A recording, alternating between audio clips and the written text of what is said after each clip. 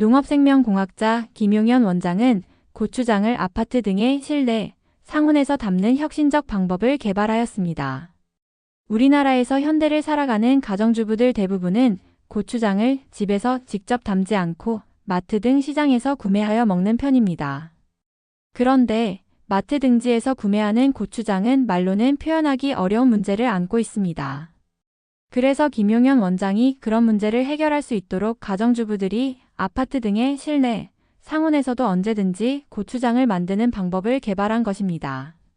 그러면 지금부터 집안의 실내에서, 상온에서 연중 언제든지 고추장 만드는 비법을 김 원장의 강의를 통해 들어보겠습니다. 오늘은 고추장이에요. 요거는 이제 연발효이면서 오늘 하는 건 융합발효의 개념을 적용을 하는 거예요.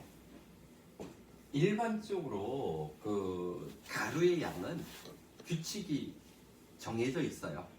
그래서 밥을 기준으로 해도 되고 고춧가루를 기준으로 해도 되고요. 메주가루를 기준으로 해도 돼요.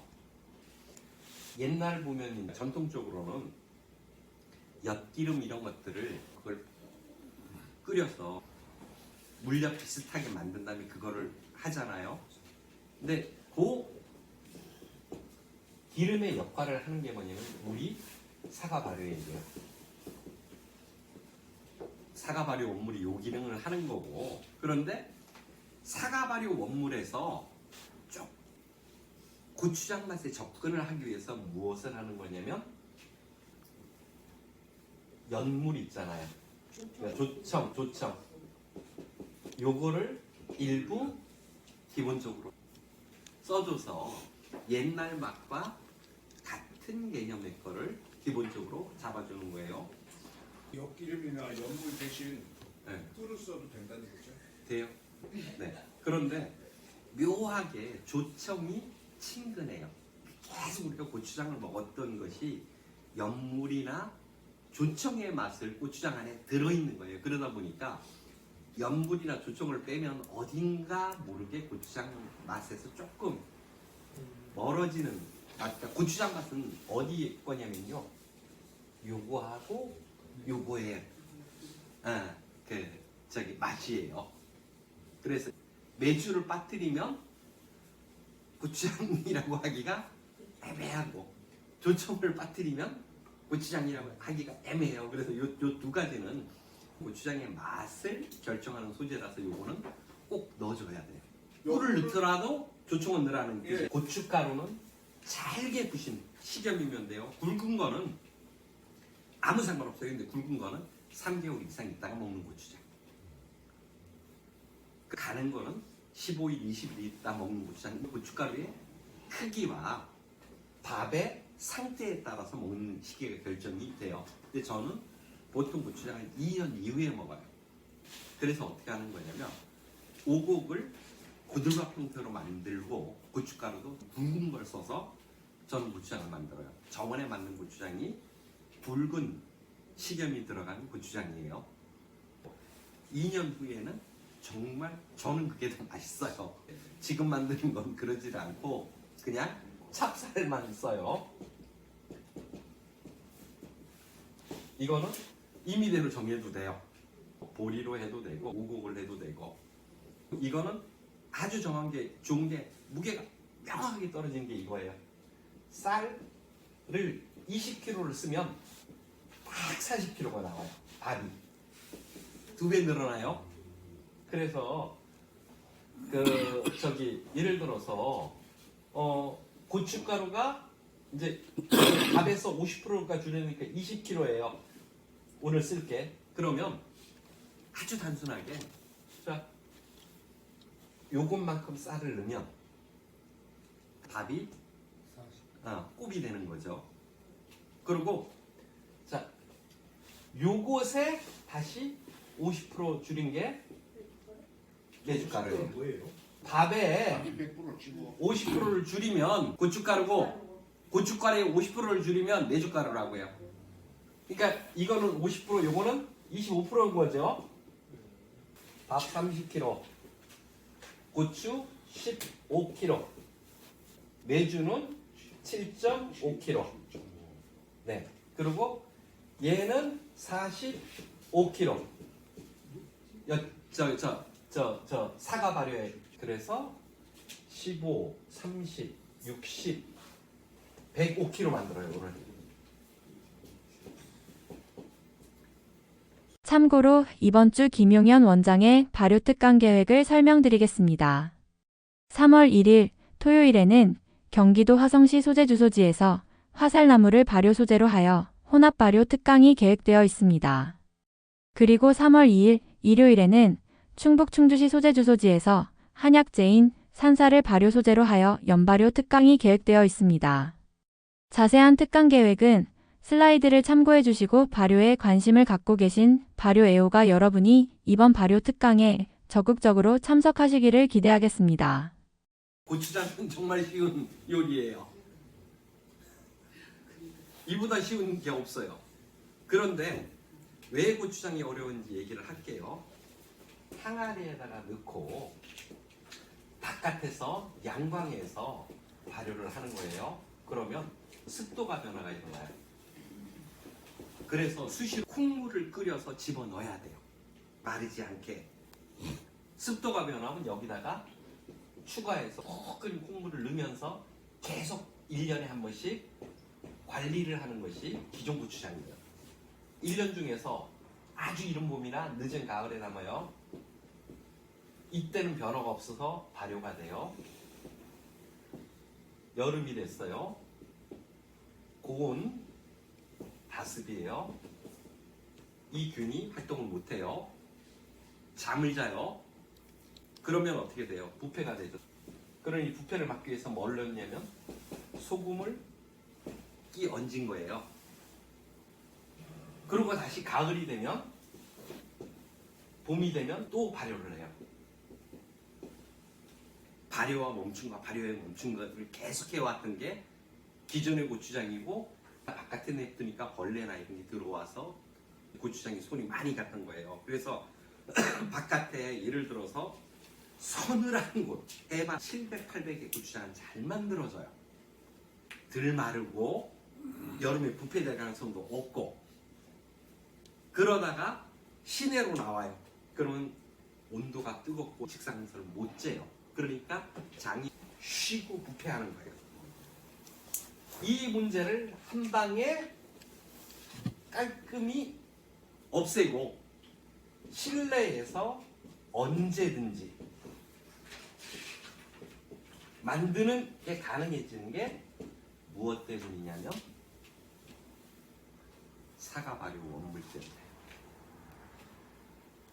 우리가 발효하는 것들 있잖아요. 그 원물을 갈아서 융합 발효를 하는 순간 연발효든 무슨 발효든 완전히 안정성이 확보돼요. 자, 김치를 담을 때 5%에 집어넣어요. 김치가 쉬거나 상하지 않아요. 20년 된 걸 집어넣으면 김치가 20년 동안 안 상한다는 뜻이에요. 뭐 예를 들어서 간장을 담을 때 저희 발효액을 5% 넣어요. 저게 만들어진 만큼의 기간 동안은 안 썩어요. 그 간장이 대신에 믹서를 해서 잘 최대한 덩어리 안 되게 해서 집어넣거나 아니면 그냥 넣어도 돼요. 왜냐면 발효해서 그게 소멸해요. 간장 맛드는 사이에. 그러니까 기존의 음식의 패러다임을 완전히 바꾸는 거예요. 융합 발효라고 하는 방식은. 다양한 종균이 들어가서 다양한 맛을 내고 김치를 담을 때 이러는 거예요. 기존에 묵은 김치 좋은 거 종균으로 두세 곳 쓰고 그 다음에 발효액 쓰고 5%. 간장 남을 때 기존의 시간장 조금 쓰고 우리 발효액 전체 5% 쓰고. 그러면 간장이고 뭐고를 다 실내 발효가 가능한 혁신적인 방법으로 바뀌는 발효예요. 재밌습니다. 무진장. 간단해. 숙성 기간은 얼마 정도 두면 됩니까? 한 달 내로 먹어요. 훌륭해. 밥이 조금 저기 좋죠. 묽고 그러면 한 달이면 훌륭한 고추장이 나와요. 소금 반드시 넣습니다. 소금이 두 가지로 나눠져요. 6%의 소금을 넣는 게 있고 10%의 소금을 넣는 게 있는데 이거는 양념이라던가 우리가 밥을 비벼 먹거나 하는 일반 고추장에 쓰고 얘는 국거리용 고추장. 그러니까 그 매운탕을 끓이거나 이런 국용 고추장은 10%를 집어넣어요. 국거리용. 매운탕 끓이거나 이렇게 할 때 쓰는 것들 있잖아요. 그거는 그건 10%짜리 염을 10%로 넣어서 만들고 그 다음에 일반 고추장들 비비고 이렇게 하는 거는 6%짜리 넣고 소금을 4%를 덜어서 국거리용으로 만들어 놔도 돼요. 왜냐면 이게 6%대하고 10%대 사는 미생물이 좀 달라요. 그래서 10%일 때에 발효된 아이는 국물 요리에 더 적합한 맛이 나요. 예. 예, 6%짜리 조금 더 넣으면 돼요. 저도 6%짜리 좀 더 넣어요. 고추장을 좋아하기 때문에. 예. 근데 용도는 그렇게 분리를 해요. 그래서 6%짜리는 일반 고추장, 10%짜리는 매운탕집이나 이런 것들, 국거리나 이런 거 하는 고추장을 따로 마련해서 쓰기도 하는데 더러는 4에서 5%짜리를 만든 경우도 봤어요. 그래갖고 얘를 양념 된장하고 붙여서 양념장을 만드는 용도에서는 이렇게 낮게도 책정을 하는 경우들을 봤는데 4, 5%짜리는 위험해요. 이렇게 해서 숙성된 다음에 바로 냉장을 하거나 이런 쪽에서는 쓰는데 일반적으로 장기 숙성이라든가 이런 거에서는 6%에서 10%짜리에서 숙성이 되고요. 10%가 넘으면 고추장의 발효가 전혀 다른 발효가 돼버려요. 또는 반대. 우리가 융합 발효를 하는 건 기존의 발효에서 뭐를 바꾼 거냐면 재료는 똑같이 쓰는데 종균만 바꿔. 종균을 바꾸면 바뀌잖아요. 그 얘기예요. 내가 이래서 슈잉의 고추장을 5kg를 샀어요.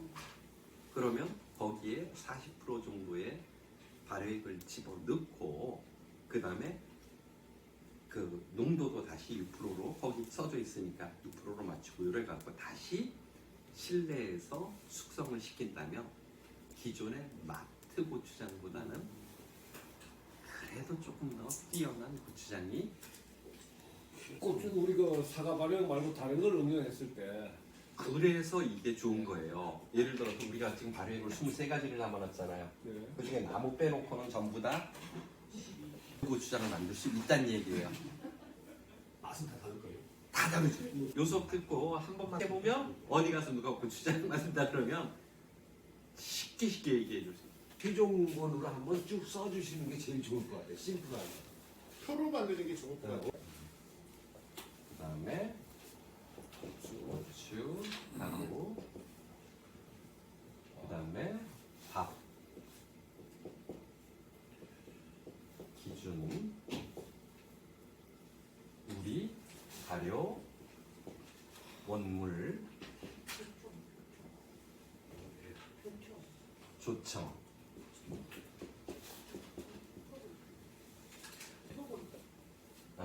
소금